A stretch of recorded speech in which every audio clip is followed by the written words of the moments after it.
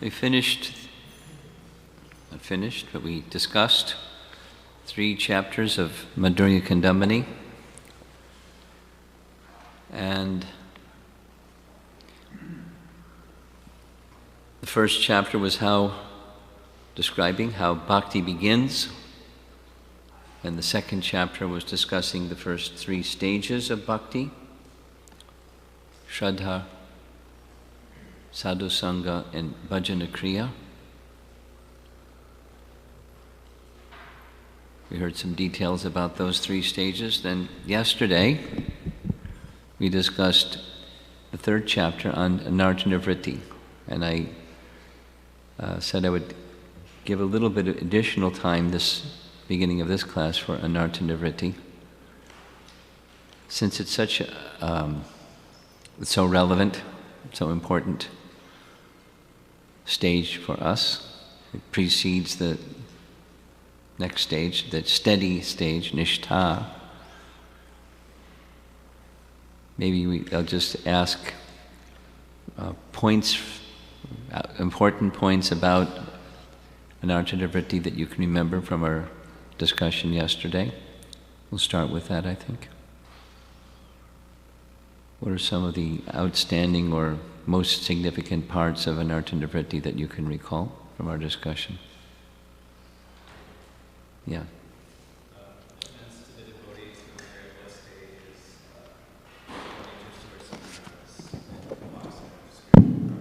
Okay. There are 10 offenses against the chanting of the holy name. The first of those offenses is very dangerous, offending devotees who are at any stage of devotional service. Yes? Vishwanath Chakravarti Thakur explains there are 2 categories of offenses. Namaparad. There's two what? 2 categories of offenses. 2 categories of offenses. Namaparad and Sevaparad. And then he tells that Sevaparad are nullified by chanting of the holy name. So, but it should not be, like, we should not do offenses thinking that chanting will remove it, otherwise it becomes offense against the holy name. And then we discuss in detail about Namaparad. Okay. Yes. Yes, sure. Why not? Anarthas come from 4 different places. Thank you for doing a summary. Very good. Okay. They come from sinful activities. Yeah. From pious activities. Yeah. From offenses. Yeah. And from bhakti successfully performed. Very good. You must have looked at your notes. Yes. That's smart. Look at your notes. Prabhupada once said, in Kali Yuga, to remember, it means write things down. Just as Vyasa wrote the Vedas down so we could remember them. Okay. Yes? Even if we feel we haven't committed namaparad, if you feel that you haven't committed an offense to a devotee, if you feel you haven't committed namaparad, or if you feel you haven't committed offense to a devotee? Namaparad is what I said. Okay. That the lack of symptoms of ecstasy can be taken as evidence that namaparad took place. Okay. Okay. Okay. Mukunda, you got a big smile.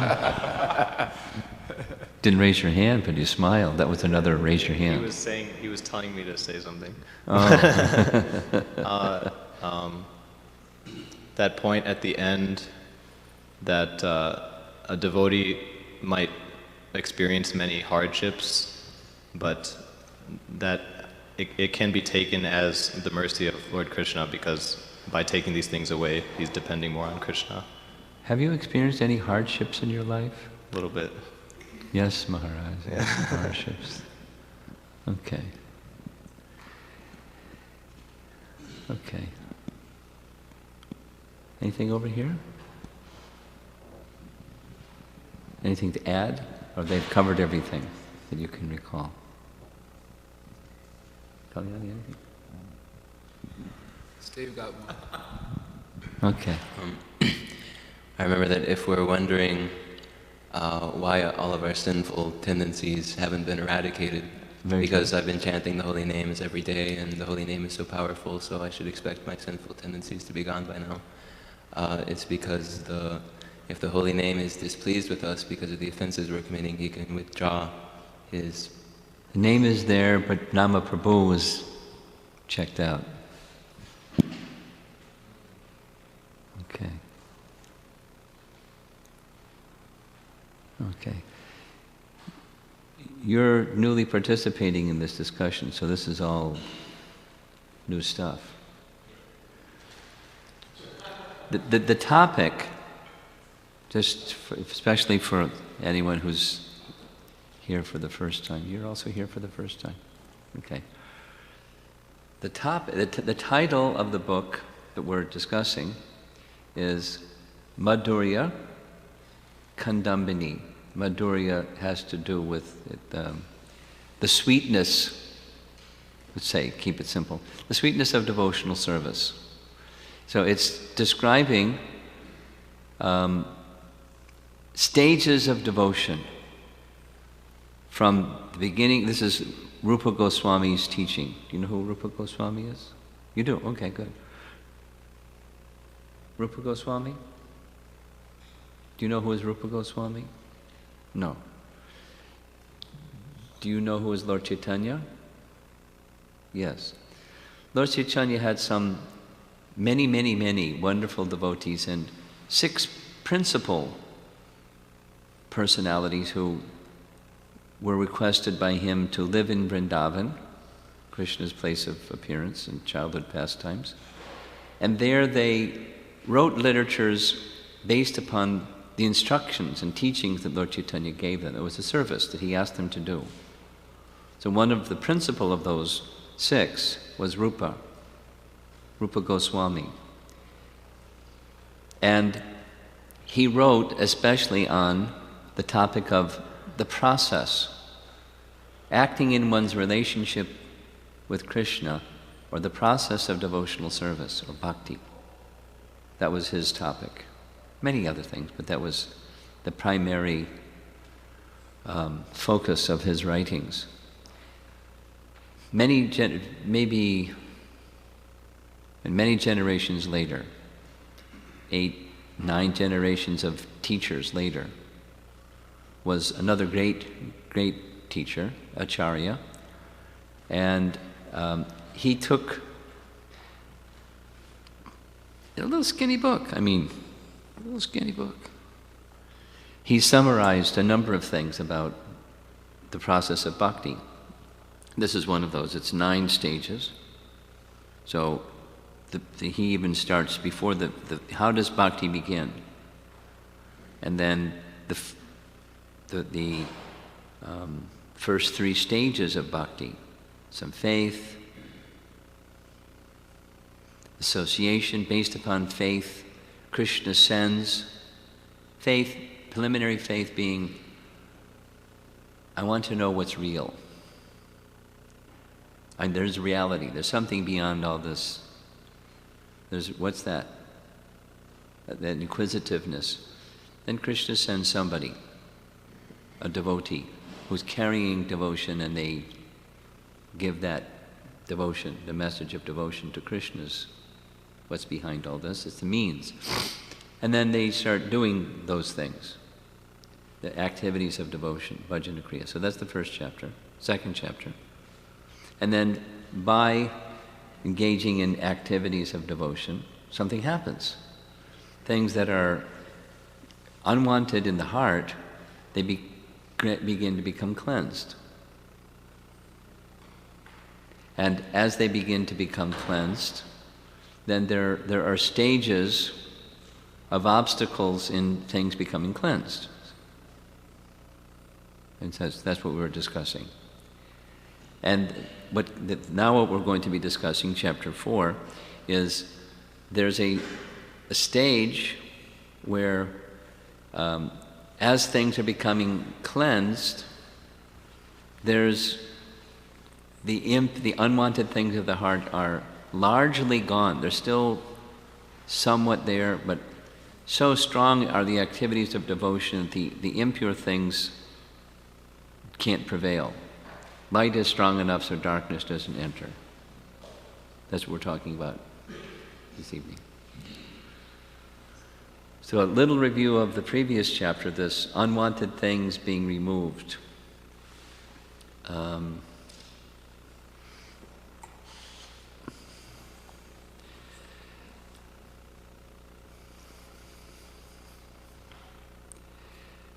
There are a number of references that I'm not going to take a lot of time to read. Maybe what I'll do instead is, do we have like a secretarial person amongst the brahmacharis, and I could send to one person, they can circulate to the others and to the ladies? Huh? Himanshu? So can you, this side too? Okay. That'll save a lot of time. And it'll be nice for you just to read through. That when Prabhupada, let's just gloss quickly. Prabhupada, our founder Acharya, yes? So when he would often, just as our previous Acharyas would do, he would speak about these stages of devotion.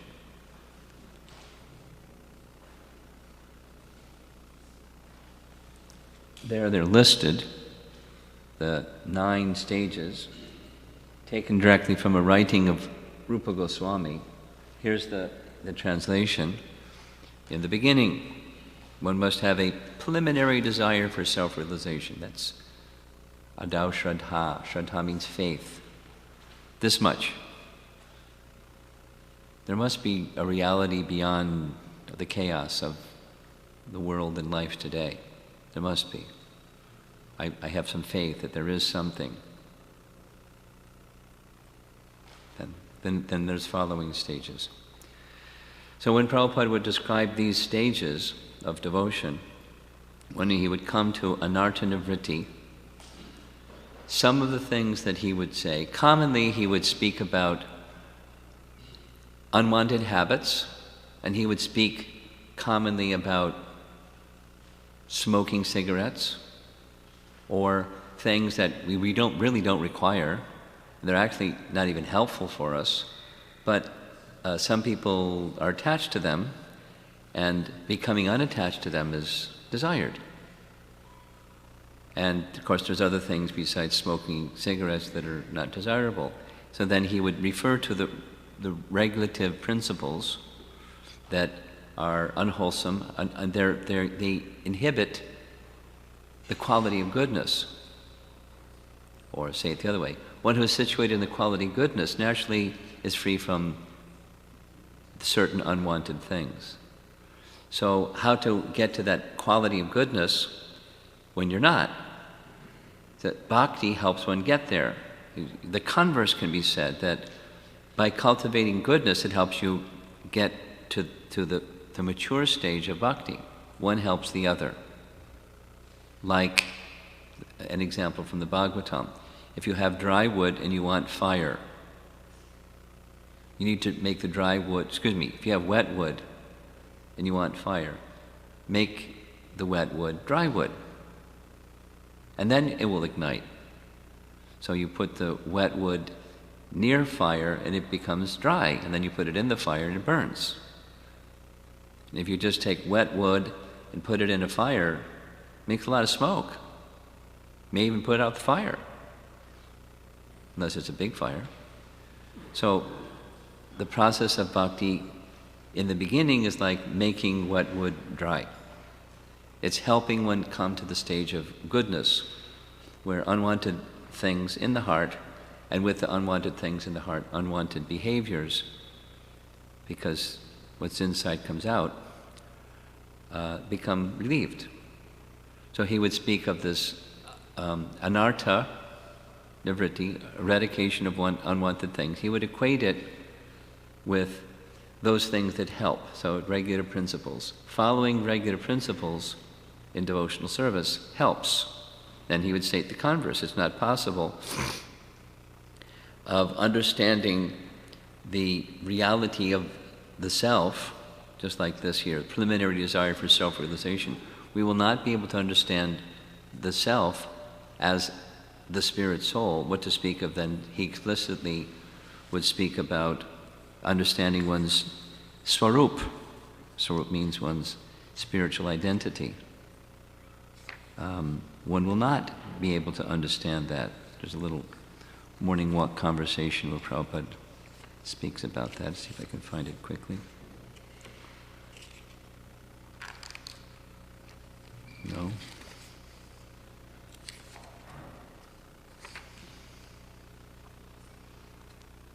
Yeah, here.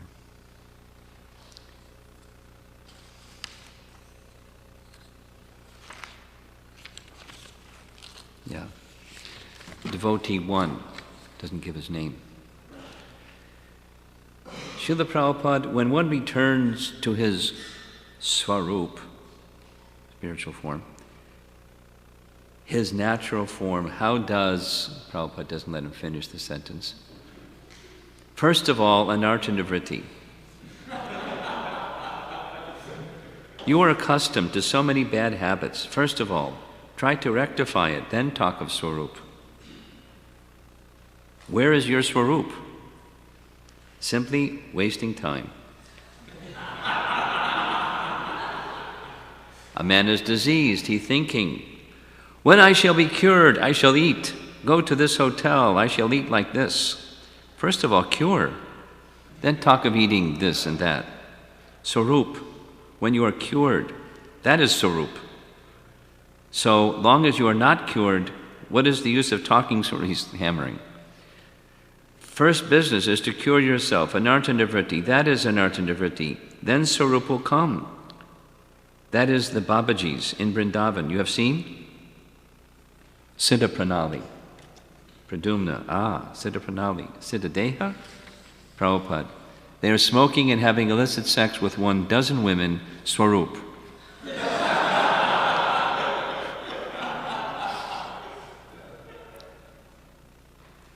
And so forth, some other strong language. So where is your swarup? Don't talk unnecessarily. First of all, come to swarup, then talk of swarup. Devotee. So our motivation should be to get free from birth, death, old age, and disease. Prabhupada, that is already explained. But you must be determined how to execute devotional service. Without determined devotional service, how can we attain that position? What is the use of utopian talk? First business is anartha nivritti syat. Then he goes through the list of this verse. You adopt this means that you've got full faith that Krishna consciousness will save me. Then you live with devotees who are similarly determined. Like the question was asked yesterday, what does it mean, like-minded devotees? And then automatically everything will come. Tato nishtha. That's this topic. So before swarup, anartha nivritti, don't expect all these.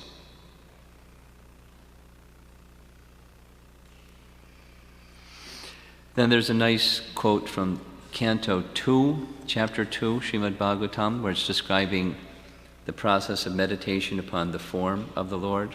You know, the Lord in the heart, that chapter, Chapter 2 of Canto 2.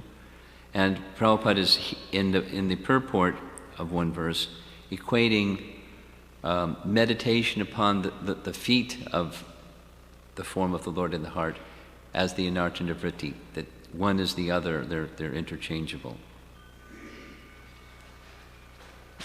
Nice. Then he speaks quite explicitly about sex desire and how sex desire is superfluous to the self, and one who becomes attracted by and then involved in sex activity, it takes away completely the determination for spiritual realization. Attachments on the material plane become strengthened, and so forth. To become free from anarthas means to be free of material affinity and miseries. then after Anartha-nivritti, that's this nishtha stage, one cannot give up attachment to Krishna. Of course, it's possible that one can, but one's fixed. And what's that other nice quotes? The bhajana kriya, we mentioned this from chapter 2. Bhajana kriya, this is activities of devotion, devotional service. Almost universally, Prabhupada would include initiation in that category, and then following initiation comes Anartha-nivritti. So he would say, he's speaking in a lecture that verification that one is initiated, not just there's a ceremony performed, but the submission and the acceptance has taken place, is in fact Anartha-nivritti is evident.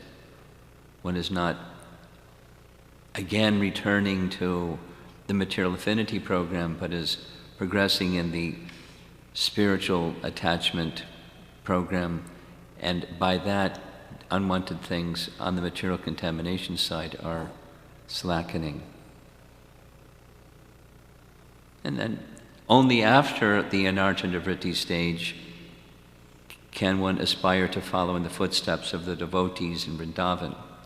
For those of you that are a little familiar with Rupa Goswami's writing, Nectar of Devotion, there is a stage, it's mentioned actually in the chapter 1, the little shoot that appears as the bhakti creeper appears. There's 2 leaves with an upper and a lower surface of each leaf. The upper surface corresponding to spontaneous devotion, and the rough side on the bottom of the leaf is the regulative devotional service. So the spontaneous devotional service includes following of the perfected souls who are residents of Vrindavan. So Prabhupada's statement here is, only after Anartha-nivritti can one enter that stage, that spontaneous stage.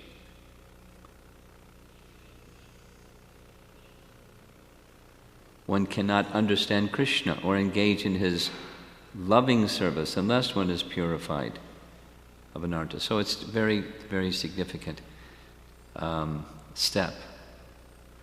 Now I apologize for being disorganized, because something that I wanted to do, hopefully I'll get it together before I resume on Monday evening. But there's a nice chart. I wanted to project it, but I'll just say it. There was some question about how does the stages, 9 stages of bhakti correspond with other things, Madhyama, Kanishta, Madhyama, and Uttama. So for those of you that are a little new, beginning, intermediate, and advanced, that's easy. Beginning stages of bhakti, that's the Kanishta stage. So this is a chart that's taken from the Mayapur Institute of Education, MIHE, higher education. And I've seen different charts, so this isn't like the definitive word, but the beginning, the Shraddha, the faith, association with devotees, and bhajana kriya, just the beginning stages of devotional activity. This corresponds with the Kanishta. To enter into the Madhyama stage is where the Anartha-nivritti comes. Are you with me? Did I lose anybody already? You follow? Kalyani, you got it? The beginning stages, the introductory stages, the beginners, are over in this faith, devotion, association of devotees, devotional practice. Shraddha, bhajana kriya. Shraddha, sadhusanga, bhajana kriya. And then for the middle, or the madhyama adhikari stage, it's quite a long range. Anartha-nivritti, which we discussed yesterday, then nishtha, which we're discussing today. And then above that, taste, ruchi, and attachment, asakti, there's 4, is in the madhyama. So to go into the higher stage, the uttama stage, that's bhava and prema.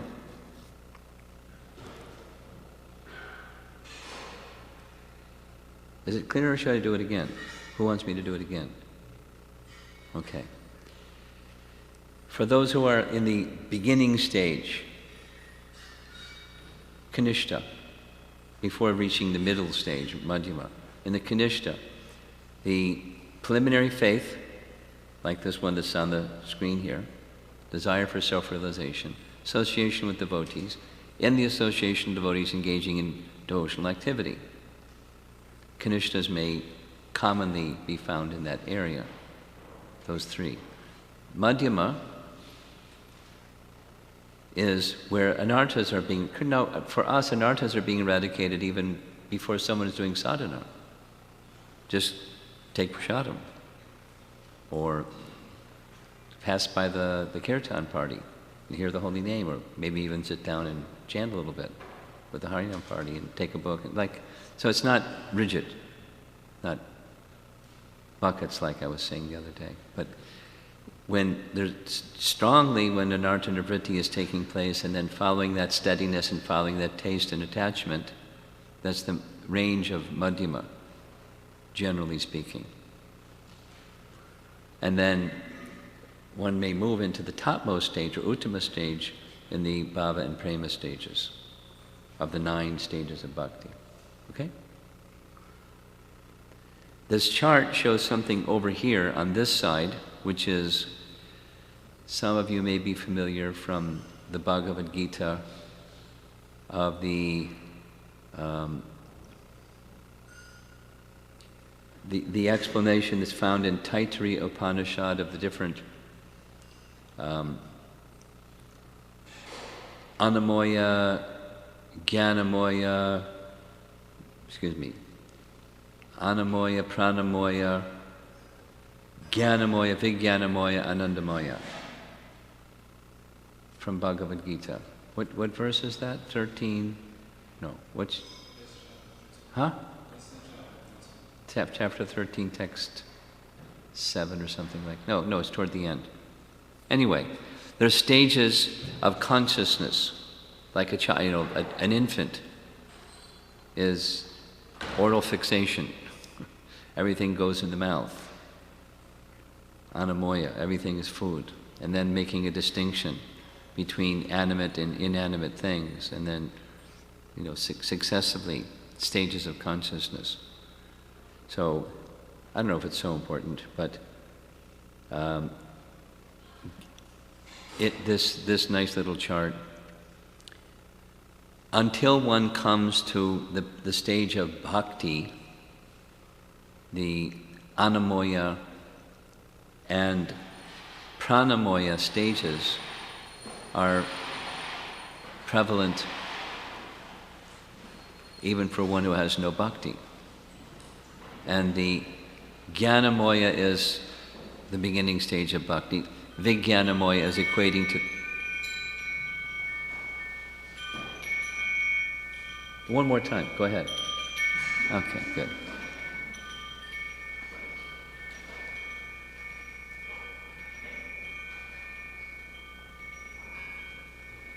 Nice sound.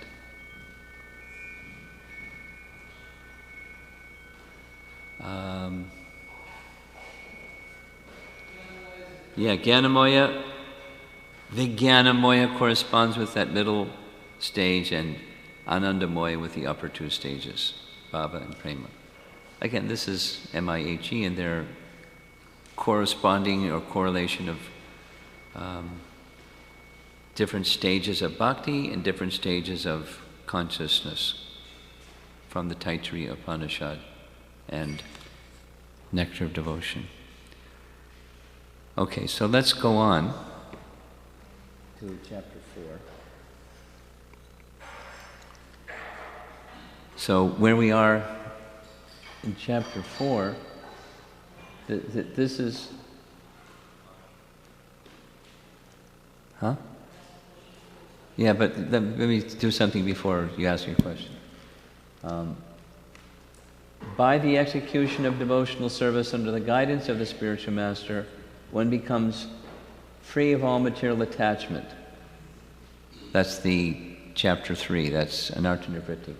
Then this one is attains steadiness in self-realization. That's what we're going to be speaking about, chapter 4. Go ahead. Slowly. Yes, Maharaj. You've explained many times that... The beginning of your sentences are always slow. Nice, good speed. It's when you get to the end of the sentence we have to be kind to me. The different stages are not like buckets. Yeah. It's very fluid. Right. My question is, Anartha-nivritti is happening, as you also mentioned, from the very beginning. Yeah, yet, and up to the very end. Up to the very end. Yet, there is also not exactly a bucket, but something like a bucket stage called Anartha-nivritti. Yeah. So, could you help me just understand a little better the difference between the process of Anartha-nivritti and sort of the stage or the period of Anartha-nivritti? Congratulations, you did a fantastic job speaking slowly. Haribol! Keep practicing. So, it's a stage, it's not a process. I mean, as a process, well, let's say, the process is the description of what's going on, and that means the process is what the term says. Anartha, things unwanted, are being eliminated, nivritti. That's the process. So the elimination of things unwanted is the process. But it's in a following the devotional practice, just the stage previous, is one vigorously, actively is engaged in practices or activity of devotion, bhajana kriya. Bhajana kriya. And when one does so, it accelerates, and very dramatically accelerates eradication of unwanted things. And therefore one gets what is described in this verse, nashta. I don't have the verse in front of me. Nashta prayeshu abhadreshu. Same method. Is it in chapter 4? Srinvatasvakata Krishna. Okay, then the next is nashta prayeshu abhadreshu. So this is describing, the Bhagavatam is describing attaining the stage of steadiness.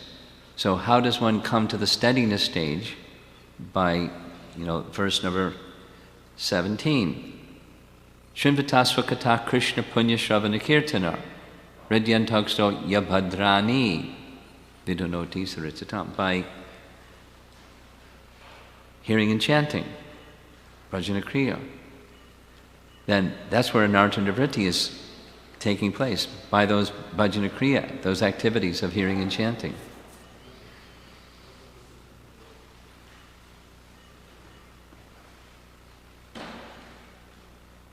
And that those activities of hearing and chanting, they continue in the more advanced, superlatively advanced, topmost advanced stages. So cleansing is continuing. So it's a stage, but it's also a process. Does that kind of answer your question?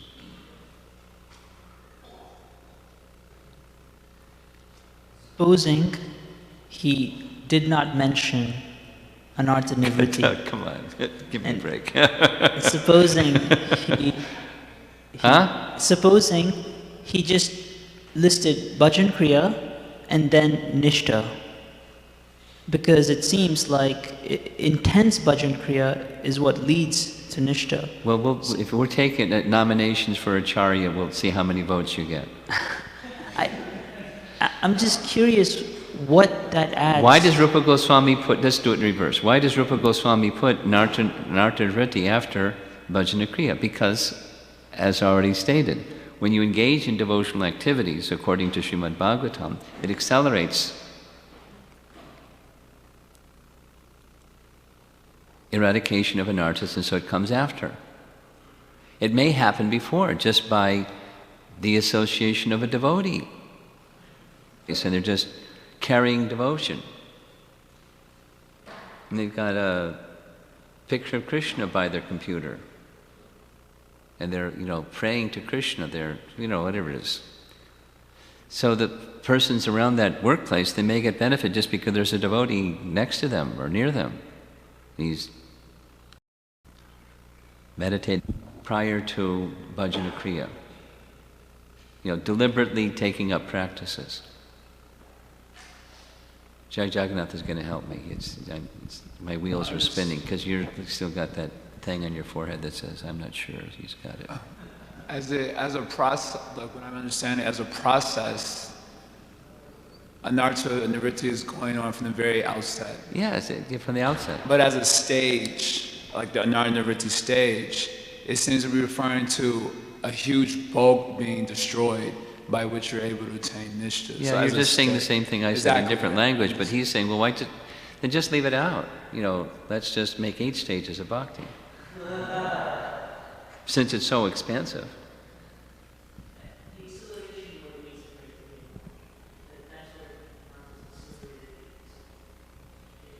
I didn't hear what you said.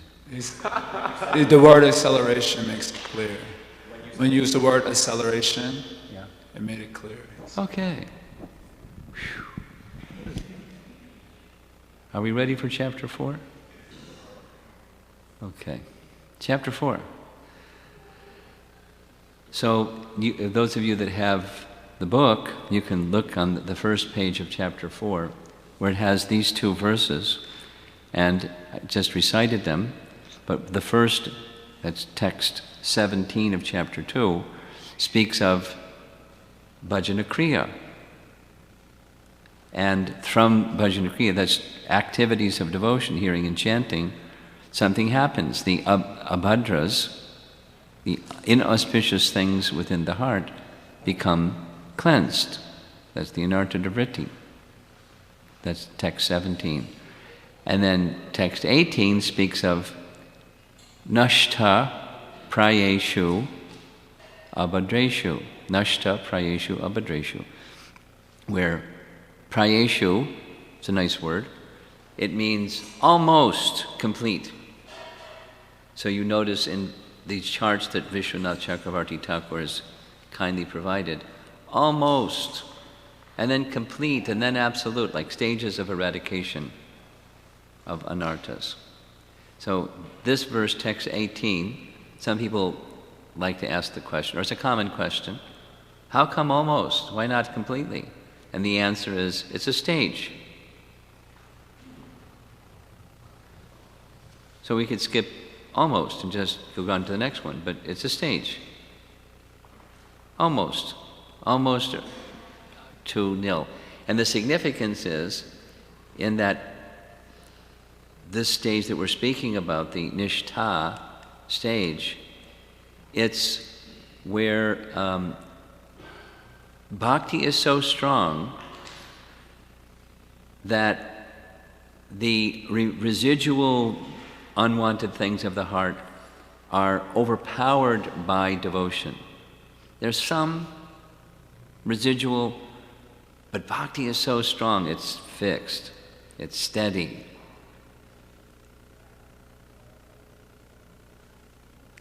Okay? Nishtha means, hey, fixed or steady.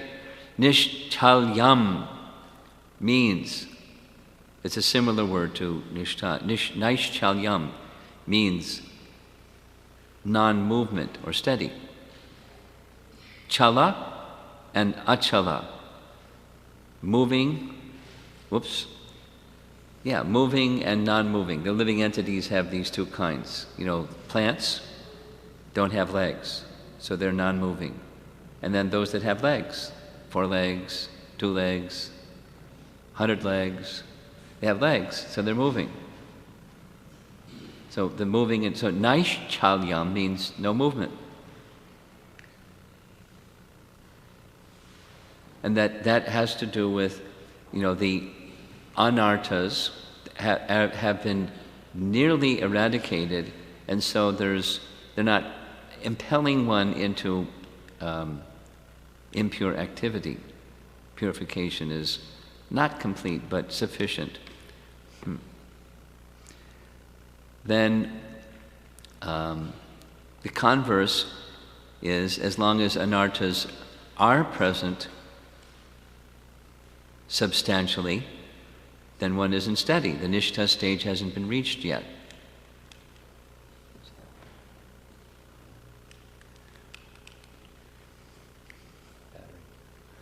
So, how do we get to that stage? And here's how we get to the stage. One may attain this steadiness just by, even when there are obstacles or faults, we continue persistent in our practice. And here are some of the things that are obstacles or faults, that when there's 5 of them, when these are overcome, and they're successive, Vishwanath Chakrabarti Thakur says, then we can overcome the unsteadiness and become steady. So laya means mental inactivity. So it goes from grosser to more subtle. Some people fall asleep in kirtan. I sat in a class one time, I won't tell you who was the speaker, but he fell asleep while speaking. The audience was doing all right, but the speaker fell asleep. That devotee isn't around anymore, but so it's a kind of unsteadiness. And then when one may become sleepy in the class, that's another. And then one may be sleepy during japa. And it happens, especially if you don't get sufficient rest at night. But then also if you're, if there's contaminations of heart, then it's not so difficult to fall asleep when chanting. Vikshepa is, so you're chanting or you're reading or doing some devotional activity and your mind is distracted. It goes here and it goes there and those kinds of things. That you haven't fallen asleep, but distracted. So overcoming distractions is important. And then pati is disinterest in, or that's stronger than indifference to spiritual topics.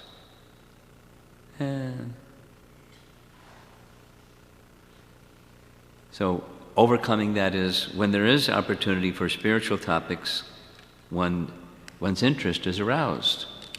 So distraction is when there's options, my attention goes over there. And this one is when there isn't something else over there, it's just all you have in front of you is devotional activity or devotional topics, and there's indifference or distraction. Then number 4 out of 5 is bad habits. So sometimes some bad habits we can let go of quickly. Some bad habits we have a tendency to hang on to. Feeling angry, maybe somebody in the audience has had that feeling sometime, and holding on to it is it's an inhibitor for steadiness in bhakti, or greed, or pride. Pride is like a real common one. And rasasvada is the last one. Residual taste for material enjoyment. some of you may be a little bit familiar or have read the book by Bhaktivinoda Thakur on Harinam Chintamani. So at least you've heard the title. And in Harinam Chintamani, Bhaktivinoda Thakur gives a description of anarthas or impurities that arise from a different set of sources. This was in chapter 3. Sources are the four things that you very kindly listed. For Bhaktivinoda Thakur's list, one of them is asat trishna. Asat means temporary or impermanent, and trishna means thirst.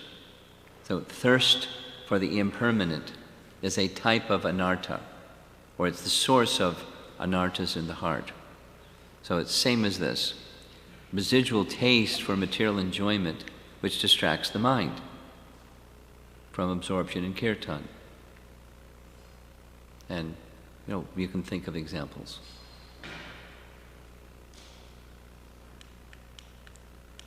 Especially those devotees that like kirtan, and anyway, it's distracting when persons who are participating in kirtan really aren't present, and you can sense it. And conversely, when someone is really absorbed in kirtan, you can sense it. It's very, very nice. It's very enlivening and enriching for the kirtan. So, the chapter goes on. Vishwanath, the author, goes on. There are two types of nishtha, or steadiness. And one is steadiness in bhakti itself, and some say that there's steadiness in the affect of steadiness in body, steadiness in words, steadiness in mind, and then amongst authorities, spiritual authorities, some say the steadiness comes first outside and then steadiness inside. Some say it's the other way around. If you have an eagerness to serve, that steadiness will produce steadiness outside. So there's difference of opinions. Surprise. So steadiness may be achieved in elements favorable to bhakti, like, we spoke about this, giving respect to others, humility, mercy, friendliness, without having actually become steady in bhakti, sakshat bhakti itself, devotion itself. There may be behavior that resembles steadiness when bhakti isn't yet steady. So it's an analysis matter that's being presented here. Most important out of all of this is what we really want is steadiness of bhakti, because when steadiness of bhakti is there, you will have steadiness of these secondary things. That's our general position. Steadiness in bhakti itself. And then he concludes, only one who is wise and experienced can recognize the difference. When there's some steadiness outside but not a steadiness of bhakti, versus one who is steady in bhakti and therefore has steadiness outside. It's an interesting point. It's not like a critical, essential point. It's an interesting point. The important thing for us is we're the International Society for Krishna Consciousness, not the International Society for Regulating Behaviors Society. So there are activities that are helpful for bhakti, and therefore we accept them, we adopt them, we assimilate them, we live by them. But that's not the essence, we should understand. The essence is the devotion itself, sakshat bhakti. Okay. There's only 2-3 slides remaining. This is other aspects of nishtha. He speaks of, this is like a refrain. Each verse has something on this topic, because there's material consciousness of I and mine, and in the steadiness, there's a pervasive sense of a spiritual conception of self and a spiritual conception of what is I am using in Krishna service. I see it not as mine in a material sense, but see it as paraphernalia or something that is useful for Krishna service. You know, like I look at all those mridungas sitting over there in the corner. Probably somebody brought each one of those here. Like one of those is one of you brought here, Mukunda, or 3 of them are yours? 2, okay. So he knows which are his mridungas. But when he's not here, it still sits here, right? And sometimes people use it. It's not like, hey, you used my mridunga. So, but it's something that he's taking responsibility for, like this morning you were fixing one of them. So, you get the idea. These are deities that Prabhupada personally installed. So those devotees that are worshipping the deity, Kishore Kishori, they're doing so on behalf of the person who installed them. That should be the consciousness. So it's a service anyway, you get the idea. Not like my deity.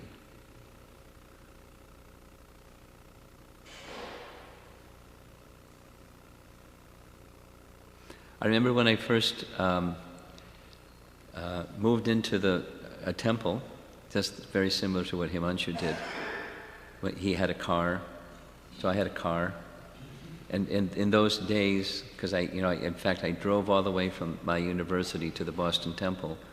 And then it was like, the temple treated it as my car. It was registered in my name, the insurance was in my name. And one day, we were living in Boston, so the devotee that was in charge of the press and the printing of Prabhupada's books wanted to drive all the way to the printer, which was in Kingsport, Kentucky. And he forgot to put oil in the car. And the engine froze. It seized, finished. Then he had to take a bus back. And then I remember very clearly the conversation was Satsarupa, then Dasadikari, asked me to come out to the porch of the temple. Alston was where the temple was, in Alston, Massachusetts, part of the city of Boston. And gave me the bad news. He said, I'm really sorry to tell you, the engine seized. And he was surprised by my reaction, that I didn't freak out, oh, you ruined my car, I'm going to let you guys have it or something. And because I just wanted to go out on Sankirtan. Okay. Then 2 days later passed, so the car had to be towed to a junkyard, and they wanted to send me by bus to the junkyard so I could sign off on the title. And then when I came back, there was a reception waiting for me, and then he apologized that I had sent you alone, because the word was, he may never come back, you burned out his car. And when I didn't freak out, when I came back, they were like, wow. But, already, it was nice. I was already thinking, this is Krishna's car. And, the fellow that did put oil in the keep the oil thing filled up, it was negligence. But anyway, it's Krishna's car, and, I was just it's going to be used in Krishna's service.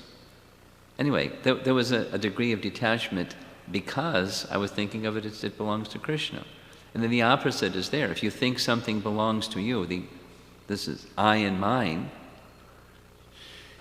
then there's lots of anxiety about maintaining your stuff and that kind of thing. But to the degree there's absorption in bhakti, the mind conception is still there, but it's yours to be used in Krishna's service, and it's a whole other way of thinking. It's a whole other way. So you're conscientious in another way, that this is to be used in Krishna's service. As Krishna has entrusted this to me to be used in his service, it takes on a whole other dimension. Detachment from the material sense of proprietorship or possessiveness, but a spiritual sense of this is to be used in Krishna's service. I hope you get the idea. You know, like the temple room, or the bathroom. You know, it's a communal bathroom. So, it's not my job to clean the bathroom. If some trash on the floor, just walk by, because it's somebody else's job to pick up the trash on the floor. I got some other service. But if we're thinking this is Krishna's, you get the idea. You're in the mood of service anyway, and here's some opportunity for service, so you do some opportunity for service. And if that's the mood collectively, it's nice. Then we're in a spiritual community. Anyway, so this is a symptom of nishtha. There's the spiritualization of the I and mind conception. Still, there's traces of modes of ignorance and passion, but they can't act. They're dominated by or overwhelmed by the influence of devotion. And as far as the mind is concerned, some other topics may come, but where steadiness is there largely, one is meditating on your devotional service and the messages of bhakti and the teachings of the scripture, and that's your meditation. Whoops. As far as material attachments, his teaching is still present, in fact, prominent. Now, last part here. How to determine if someone is on the platform of nishtha. You hook them up to a nishtha meter. See what the meter says. No. See whether they're intense in their endeavor to hear and chant, or if they are slack. Same for yourself. If they are steady day after day, and intense in their effort to be attentive in chanting, day after day, hearing, and other forms of devotion, then anartha-nivritti will progress quickly. Himanshu. And offenseless chanting will be quickly approached. Such sadhakas are approaching the stage of nishtha. And I think that's it. Yeah, that's 5th chapter. Summary. The laxity, this is a summary point. This is like overall, if you want to overcome offenses and you want to become effective in your devotional activity, effort. You may use this technique, that technique, something else, but the essence is not just the technique, it's the intensity of your effort, striving sincerely, as well as the difficulty or ease in hearing, chanting, and doing other devotional service. These are the criteria for entering into, as well as evaluating, nishtha, or steadiness in bhakti. Okay, we're at 7:41. Any discussion? Wow, that was quick. Do we have microphone somewhere? Oh, there it is. He has got big, long arms. Wonder whose arms are long, yours or Jai Jagannath? Jai Jagannath, really long arms too. So, concerning one of the slides, I think it was like 3 slides back. 3 slides back? Yeah. Okay. That one? The one before more? that. Before that? Yeah. That one? So the second bullet point, it says, as long as anarthas are present, one cannot be steady. But it also seems like anarthas don't go away until you're steady. So I was wondering if you can talk about this point. As long as anarthas are present, one cannot be steady, but until you're steady, anarthas don't go away. But what? Until you're steady, anarthas don't go away. It seems like unless you're steady in your practice, anarthas won't go. At the same time, this is saying unless anarthas go, you cannot be steady. So it seems like kind of like a catch-22. Yeah, it is. Better take association of devotees. You know, it's a little bit like, you know, someone was asking, I think it was Himanshu was asking some question like this. Somebody was asking a question. You know, this comes before that, and that comes before this, so it's a contradiction. It's not, you know, one helps the other and vice versa. The steadiness of practice helps the anarthas to become removed. Steadiness of practice helps the anarthas to become removed. But as long as there's anarthas still present, that steadiness has not yet been achieved. So it's striving for steadiness allows anarthas to be removed. Until they're fully removed, that steadiness isn't going to be fully attained. Bhakti, go for it. Hare Krishna. You prefaced the discussion of this chapter with the point that, well, some quotes from Prabhupada, Srila Prabhupada, and the point that until one has surpassed anartha-nivritti, one should not consider or cannot consider the practice of spontaneous devotion. I noticed in the 4th chapter, and you mentioned this, Vishwanath Chakravarti Thakur points out that some say that the progression through anartha-nivritti into nishta, some say that eagerness to serve the Lord in a particular manner develops first, due to the individual natures of the devotees. And then, well, and their bodily, vocal, and mental strength, or it seems nishta, may vary. So it seems that at least some experts are proposing that for some devotees there is scope for being conscious of and even practicing some degree of this spontaneous devotion in the stage of anartha-nivritti. Does that sound like an all-right interpretation of that phrase, or what do you think, Maharaj? I think we've had this discussion before.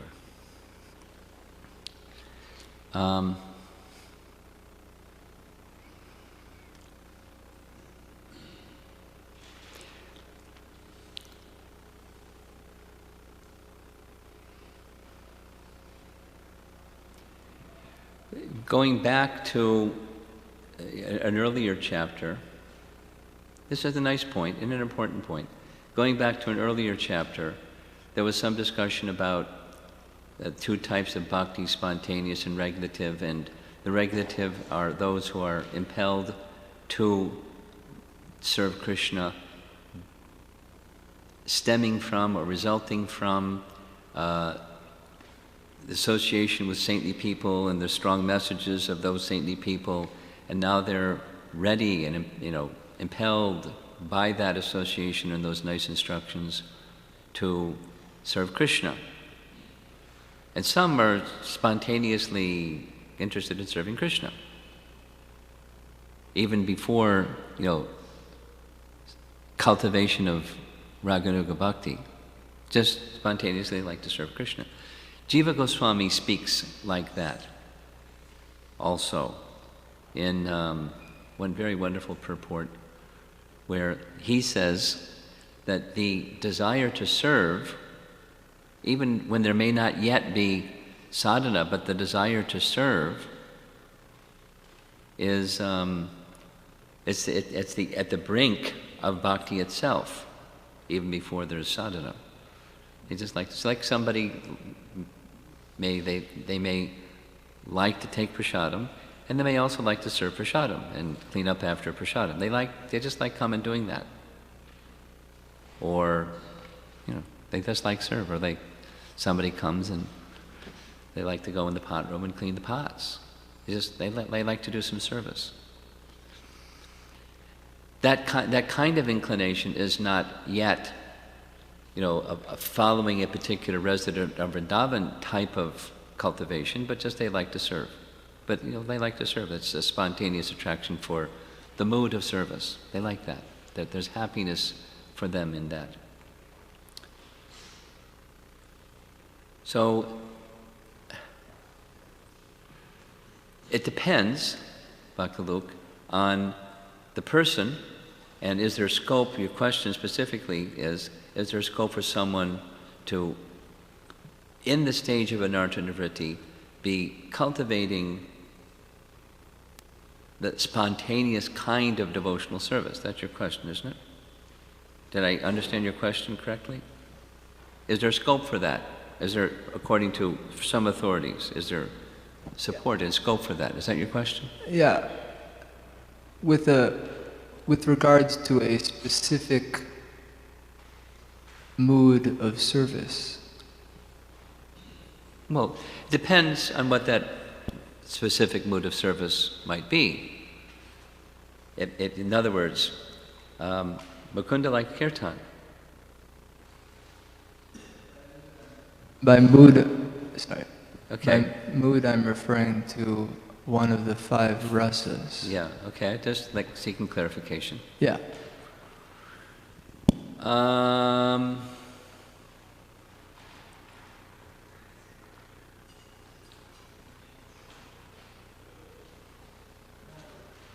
I would ever think of doing such a thing, Maharaj. Huh? Not that I would ever think of doing such a thing, Maharaj. Of course not. It's just a theoretical question. Totally. Totally.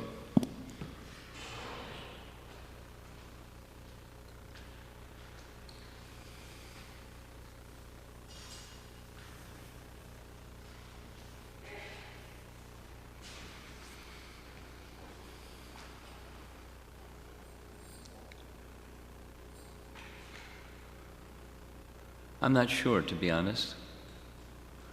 I'm not sure. That's I mean, all right. I can think of some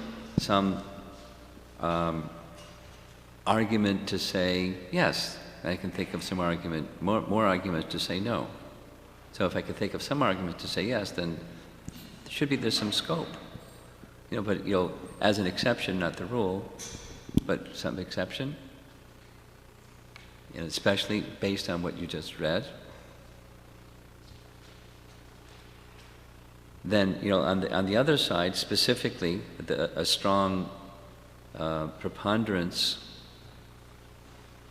on behalf of our founder Acharya, who's instructing the members of ISKCON, as members of ISKCON, that piece of the Gaudiya Vaishnavism, that's those who are followers of Srila Prabhupada within ISKCON, he's making it very clear where he wants our attention to go. He wants our attention to go clearly to the anartha nivritti, and those other stages will come as the anartha nivritti becomes matured.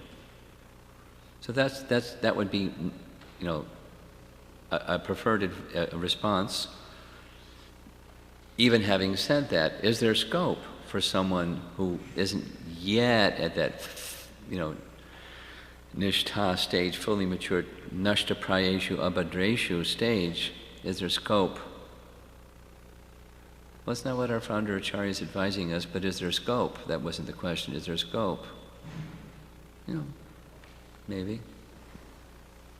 Was there any other information with regards to the context of this particular instruction, like the devotee in question? That's a good point. It's a good point. It's just good point. Very It's good point. quite relevant. No, it's relevant. It's extremely relevant.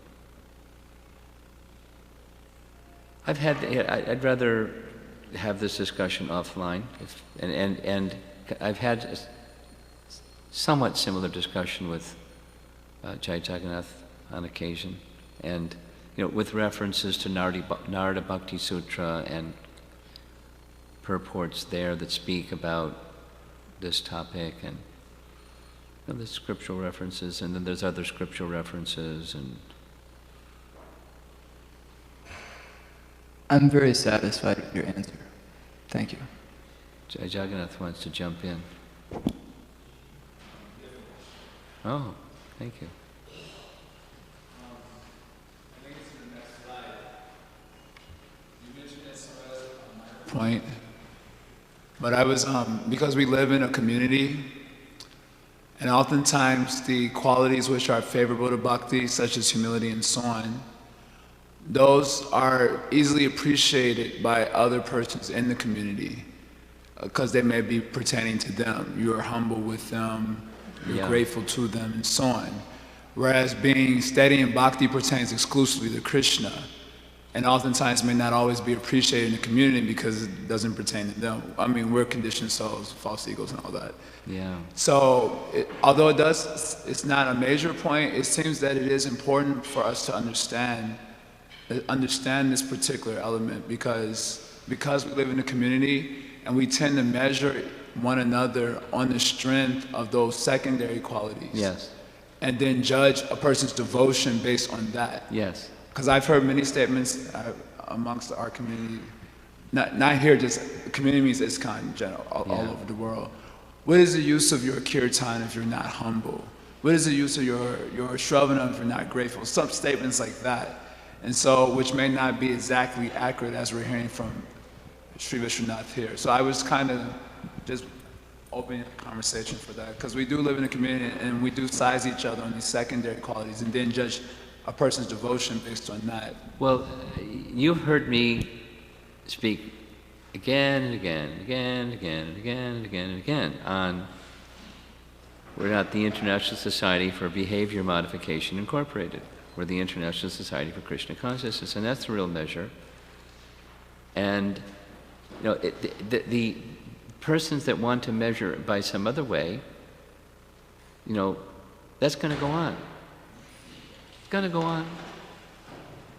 And at least, those that wish to be, clear and mature in their devotion, in their, progress of Krishna consciousness, they, A and B, should be cautious about judging based upon externals, and B, don't be disturbed when persons are judging based upon externals, because then we're no better than the person who's judging based upon externals if we're disturbed by those who are judging. It's like Prabhupada's statement to Bhakti Tirtha Swami about people, there's racial prejudice in ISKCON. You're no better than they are if you're disturbed by it. You're on the same platform. So don't go on that platform. And one of the ways to displace dysfunctionality is functionality. By acting and being situated on the platform of Krishna consciousness and not indulging in that and not being disturbed by but that takes Krishna consciousness to not be disturbed. It's like amanina manadena, same. Offering respect without expectation of anything in return. That's greater than offering respect, as not expecting respect in return. Not easy. I mean, it's a spiritual position. And then one can chant the holy name of the Lord constantly. Then there's attraction. And that this real sense of shelter in the holy name, when those things are not what we do and we're not disturbed when other people.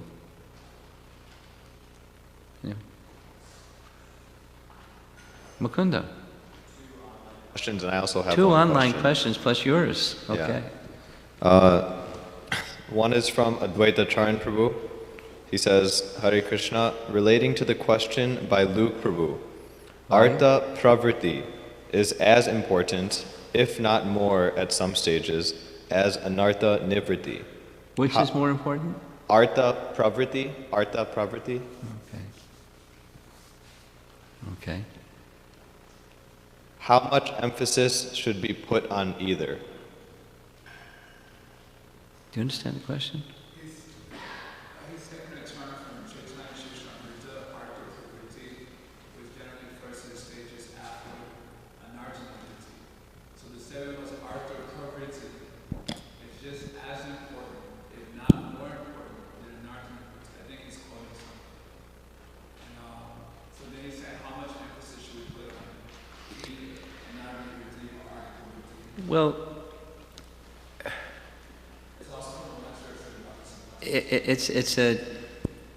if I've understood the question correctly, and it's quite possible I haven't, the question in principle sounds like, how important is it that we're just focused on what we're doing versus how important is it that we know what comes after what we're doing, you know, where we're headed, where this is going to take us. Both are important. We know the goal, the outcome, the fruit, and that we're very careful in doing what we're doing to get to where we're going. We need to know the goal, or even the next stage. We have to have some idea. Just like when we're involved in bhajana kriya, or devotional practice, it's important to know that a byproduct of this is impurities are being removed. And then the byproduct of the impurities being removed, or a stage, is we become steady, and the impurities aren't going to predominate our lives. That's something that's going to come. So it'll give impetus to do the Anartha Nivritti nicely. So both are important, but be in the moment. Be present with what we're supposed to do, while you know where it's going to take you. Does that answer the question? Ask our fellow, Advaita Chandra is asking the question? Advaita Chandra. Advaita Charan, yeah. Okay. Huh? He said yes, it's clear. Okay, go ahead. This is from Prahlad Nrsimha. Prahlad Nrsimha. How do you vote, Prahlad? Seems like the Anartha Nivriti stage is so long. Yeah. How can one not lose hope and enthusiasm? By staying closely packed up in the association of devotees. Just like an image that I like to think of as coals. You can have a coal over here and a coal over there, burning coal, but you put them all together and it gets, the flame comes because the heat gets more intense. So if we, and if Prahlad, if you, as you're continuing your spiritual life, practicing in the association of devotees, make sure you keep close association with devotees as you are practicing. Some solitary activity is also nice. You're reading and you're chanting and you're something. But then coming together with devotees is also very nice. And it'll help the accelerate and enhance the Anartha Nivritti process. Both have their place, but we really do need the association of others that will help us stay focused and make, complete the course. And then you have a question. Yes, just at the end you gave that example of yourself, Maharaj, when you gave your car to use for the devotee and then he made a mistake by not putting oil in it. And I was just thinking, yeah, in that instance, I guess maybe perhaps the car wasn't so crucial to the activities of the temple or something, but because I was just thinking, sometimes something will happen where it's very crucial to the ongoings of the mission. For example, what comes to my mind is if the temple only has one mridanga and somebody does something stupid and it breaks, then like particularly if they do something stupid. If it's like an accident, I don't know, maybe that's all right. But if they do it like something like that. This was negligence. It was gross negligence. Yeah. This is a guy that, you know, runs a printing press. He knows you have to put oil in the printing press. You're going to break the printing press if you don't put oil in the printing press. Yeah. And he was in Maya. That's what happened. He was distracted by Maya, and that's why. And this was at a time, I'm getting a little animated here, but this was at a time when, this is like the really early days of the Hare Krishna, when we didn't have cars. You know, they would pick Prabhupada up in the airport in a taxi, because we didn't have cars. And there was a car. It was like, you know, this new bhakta that moved in a few weeks ago, and they borrowed his car. So it was a pretty serious boo-boo. Yeah. From the temple side. You know, I was only speaking about, you know, the sense of possessiveness. Okay. Not, you know, was it acceptable negligence?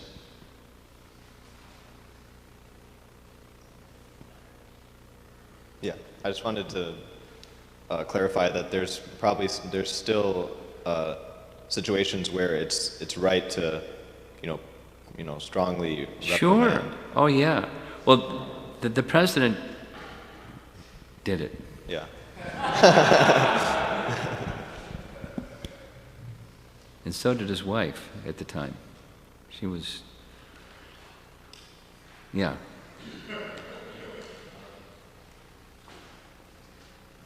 Question on this slide, actually.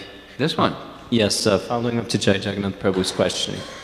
So, I understand when you're the first form of steadiness where it's about sort of the externals cultivating without really having that steadiness in bhakti. But it's the second point that I'm struggling to understand. Conversely, one may be arrogant or otherwise contaminated while still being fixed and steady in bhakti itself. Maybe if you could clarify my conception that being fixed and steady in bhakti, some of these qualities that are described above naturally arise because we They didn't arise, they're lingering. They're lingering contaminations. Like the blades of the fan continuing to spin, like that kind of example. Well, so wouldn't, though, the quality of like humility or mercy or even friendliness start to exhibit itself? Or you're just saying, though, with the example of the slowing down of the blades, that let's say, arrogance is there, but just in diminished proportion? Yeah. Proportionately, and, you know, in some cases, it's not certainly all cases, but in some cases, someone, an undesirable quality may linger longer. Sounds like a rhyme. Linger longer. It may happen. It may happen.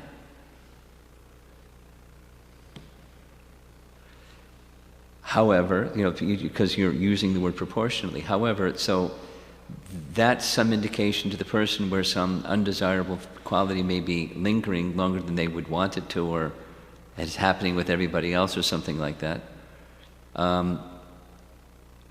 Where should their attention go? They have to run over there and deal with that other thing, or should they continue focusing on bhakti? And then the answer, my reply would be, they continue focusing upon bhakti, and from that strength, they attend to it, with the faith that it's bhakti, not their effort, that's going to remove that lingering tendency. So there may be some additional resources or something. Somebody's, you know, take some anger management thing, or someone, you know, with a grahasta counseling thing or something. But you know, the core attention must be the core sadhana bhakti. Anything else isn't going to be effective without that core sadhana bhakti. And with the core sadhana bhakti, other things can become helpful if there's something lingering. Does that address it? Okay. You're good, lots of questions. Anything over on the ladies' side? Questions? Hare Krishna Maharaj.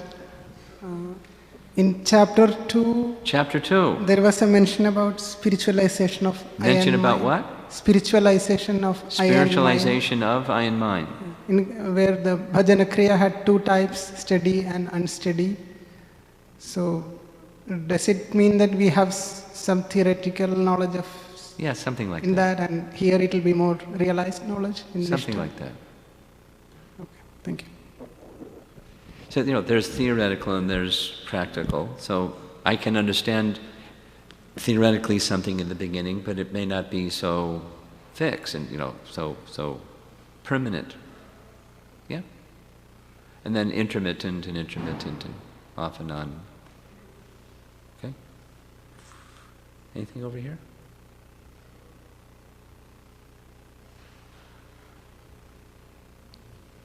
Okay. We're done? Yeah, last question? Not a question, just a request. Can I see the last slide? Last slide, okay.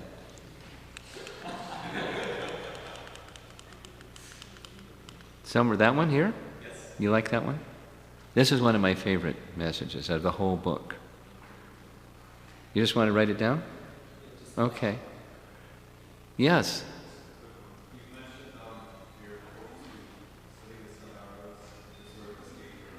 Well, I'm working on, yes. Yes. I'm working on arranging some time for studying just the first of the Sandarbhas. And I'm finding that it's so voluminous and it's the skinniest of them. So, if you manage to do this, will you come back and give a lecture series on that also? Well, I have to consult with my consultant.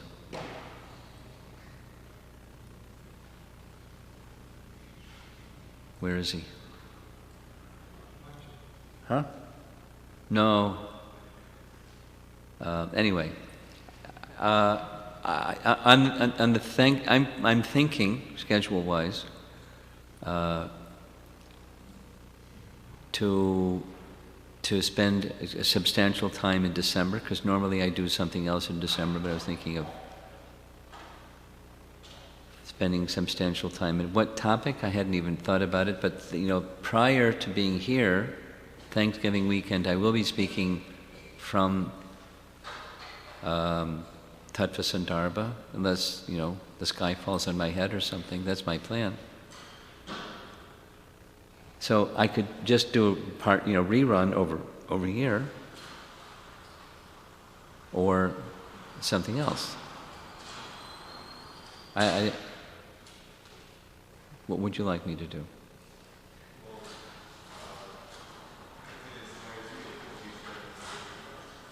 Just do it again. Do it there, and then again do it over here. But it's okay. That's a possibility. It's live, and it's going to be recorded, both. So you can get 2 for the price of 1, instead of 1 for the price of. Say it again. That's another option. That's what I was thinking. Do something else. Let's see what happens. Himanshu is my coach. He's giving me suggestions. Okay. Huh? Srila Prabhupada ki?